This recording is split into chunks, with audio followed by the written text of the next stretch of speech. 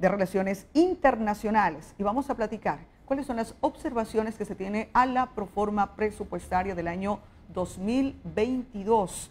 Recordando que ese es el presupuesto que manejará el gobierno nacional en los distintos frentes para tratar de sacar a este Ecuador que sabemos todos estamos pasando por una complicada situación, con todas las ganas de arrimar el hombro, pero difícil allí. Señor asambleísta, muy buenos días, bienvenido a la señal de Saracay Televisión, lo escuchamos en Santo Domingo y en la región del Trópico Húmedo. Buenos días. Muy buenos días, muchas gracias a ustedes por esta invitación. Efectivamente, nosotros nos encontramos debatiendo el presupuesto, la proforma presupuestaria del 2022, pero además nos encontramos también debatiendo, y este día viernes vamos a aprobarlo. El día de ayer se produjo el debate sobre la ley orgánica, sobre la reforma fiscal que el gobierno quiere implementar o reforma tributaria.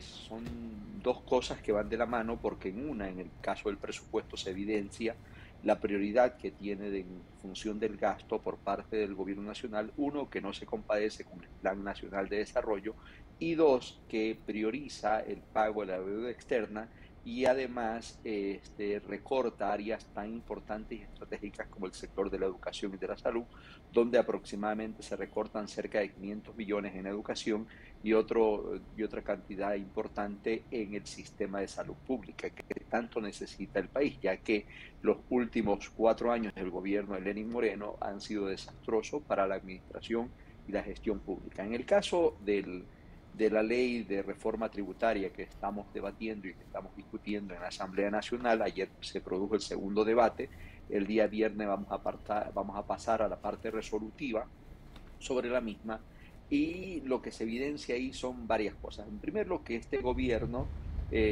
cuando eran oposición, no se pasaron gritando de que el Ecuador tenía demasiado impuesto, y el propio presidente Lasso en campaña lo aseveró varias veces.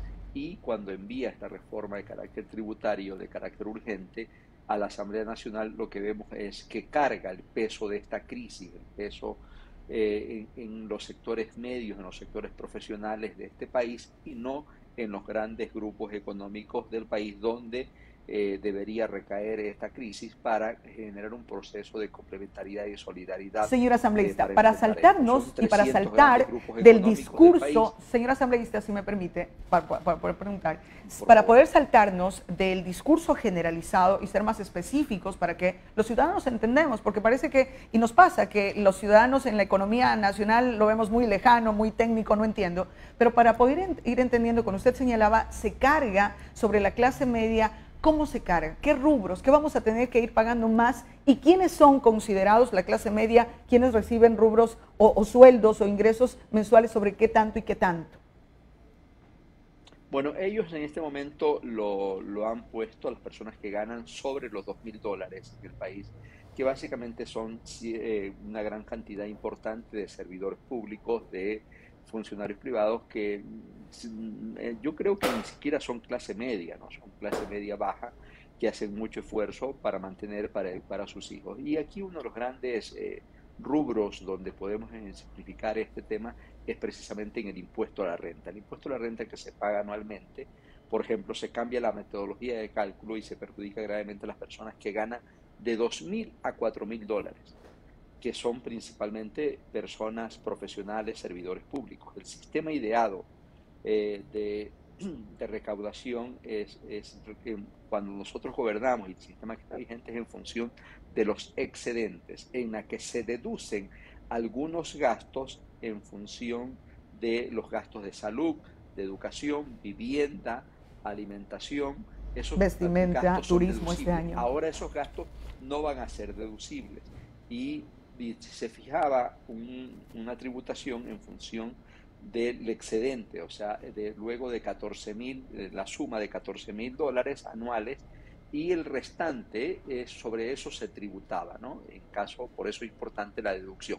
¿Por qué? Porque no es lo mismo una persona, por ejemplo, que gana $3.000 y es casado con 4 hijos en edad escolar, en la que precisamente el deducir estos importantes como la educación, como la salud, como la medicina, o una persona mayor de edad de cerca de 60 años que gasta rubros en medicinas. Por lo tanto, esos valores que tributan deben ser deducibles del impuesto a la renta. Antes que una persona soltera, sin hijos, de 30 años, que puede ganar esa cantidad, pero sus razones de salud, no tiene hijos, no hace gastos escolares, etcétera, y por lo tanto no se ve perjudicado, pero ellos no hacen ningún tipo de diferenciación. Entonces, esto para ejemplificar un poco en función de esta cultura tributaria que nosotros debemos implementar. Nosotros, señora asambleísta, usted señalaba también en ese ámbito de que la clase media se la trata de ajustar más en comparación de los estratos más altos. ¿Eso quiere decir que posiblemente las personas que ganan más de 4,000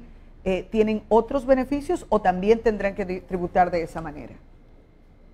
No, nosotros tenemos un informe de minoría. Nosotros hemos dicho, somos un grupo de oposición de carácter constructiva en la que queremos que todo el Ecuador salga adelante, que salgamos de esta crisis. Lastimosamente el gobierno nacional no ayuda en esto, ¿no? Porque se ponen unas posiciones de tus. Nosotros hemos preparado un informe que lo consideramos de minoría para que sea aprobado en el Pleno, donde se viabilice y cargamos el peso de esto en los 300 grupos económicos donde se descanse, esta crisis no se perjudica a los sectores populares o medios del país.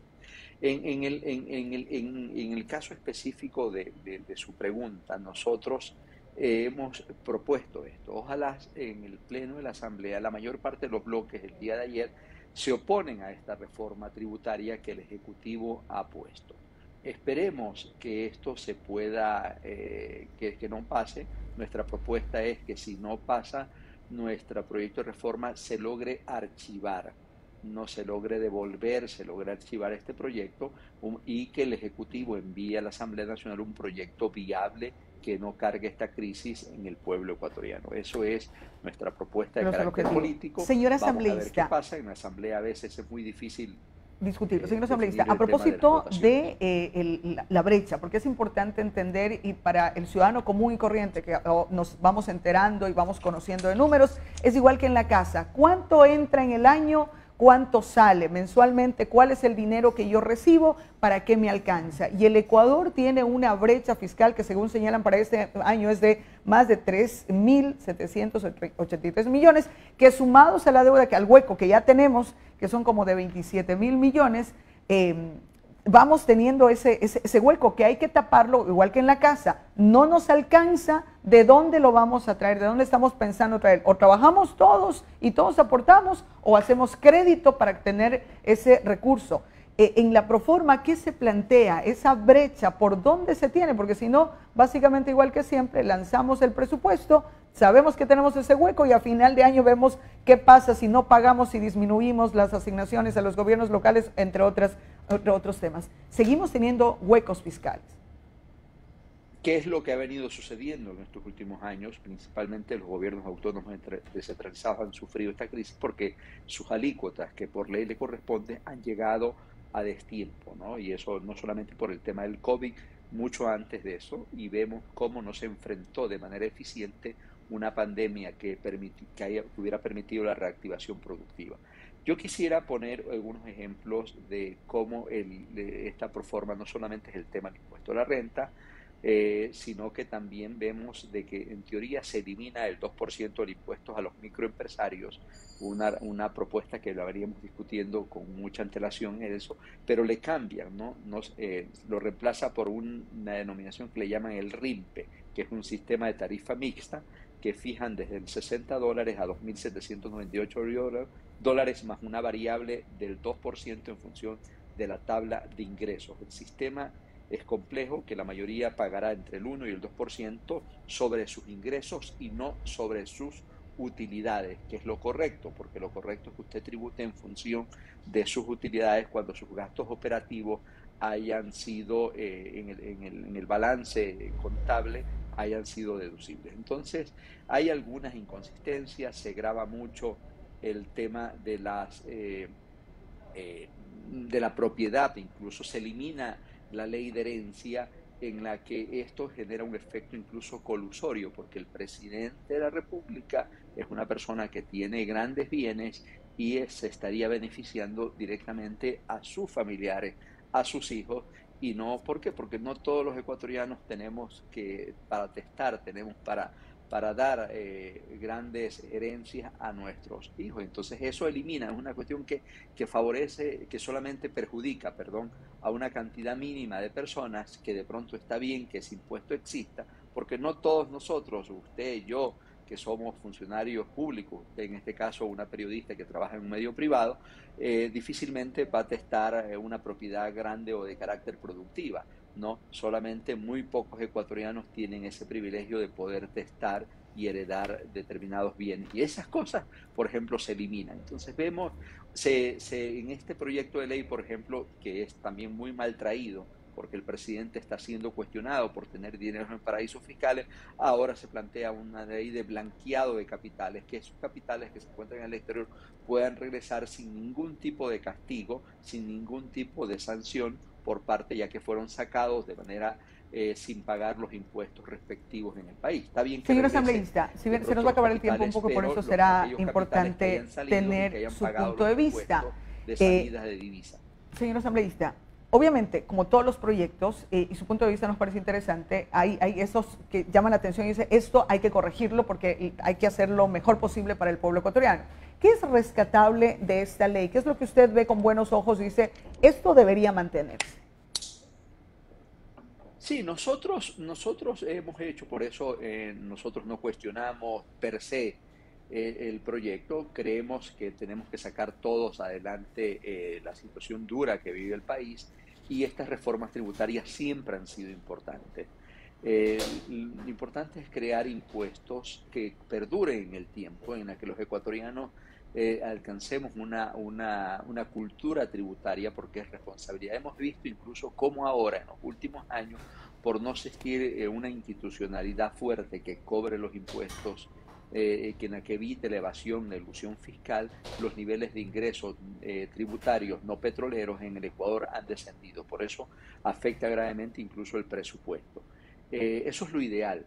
Lastimosamente vivimos haciendo reformas para cuestiones focalizadas, y los impuestos deberían ser reglas claras para todos los ecuatorianos, en la que sepamos qué es las cosas que se pagan, pero no en función de tapar un hueco para después abrir otro. Eso no contribuye a crear esta cultura tributaria que el Ecuador necesita. Por eso nosotros, como bloque, de manera responsable, hemos hecho una propuesta. Señores, ustedes como Ejecutivo nos proponen esto, nosotros consideramos que estas cosas no está bien, nosotros le presentamos una propuesta que está en el informe de minoría que hemos hecho público en la Asamblea Nacional, para que sean conocidos por los demás bloques, y en el caso que ellos consideren con las reformas, y lo propio han hecho otras bancadas, lo propio ha hecho la bancada de Pachacuti, lo mismo en igual manera ha planteado una reforma, creo que 16 puntos, el Partido Izquierda Democrática, que en algunos se complementan, en algunos se dividen. Entonces tenemos que hacer este esfuerzo de buscar un consenso y un acuerdo al interior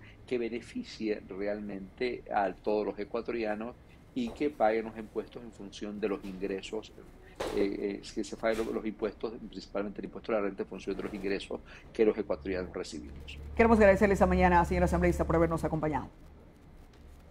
A usted por la invitación, muy gentil, muy buenos días. Muchísimas gracias. El asambleísta Fernando Cedeño, miembro de la Comisión de Relaciones Internacionales, a propósito de estas observaciones a la proforma presupuestaria del año 2022, que se debate mañana en la Asamblea en